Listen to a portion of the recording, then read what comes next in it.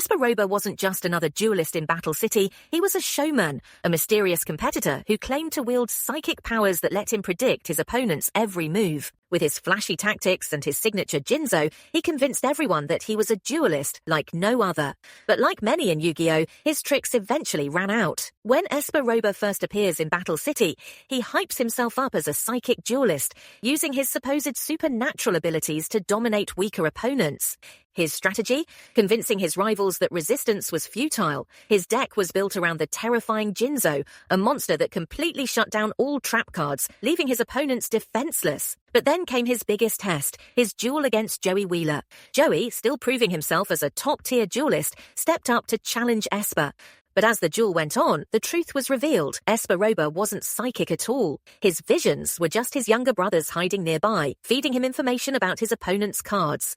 His so-called powers, just a well-orchestrated trick. When Joey figured this out, he didn't just expose Espa, he out-dueled him fair and square. Despite struggling against Jinzo's overwhelming power, Joey relied on skill and determination to turn the duel around, claiming victory and winning Jinzo for himself. But instead of humiliating Espa, Joey taught him a lesson. Real strength doesn't come from deception. Instead of sulking, Espa owned up to his actions, realizing that if he wanted to be a great duelist, he had to win through his own ability, not tricks. Espa Roba may have started as a fraud, but he left Battle City determined to become a real duelist. But here's the question. If he had a second chance, could Espa have become a top-tier competitor? Let's talk about it in the comments.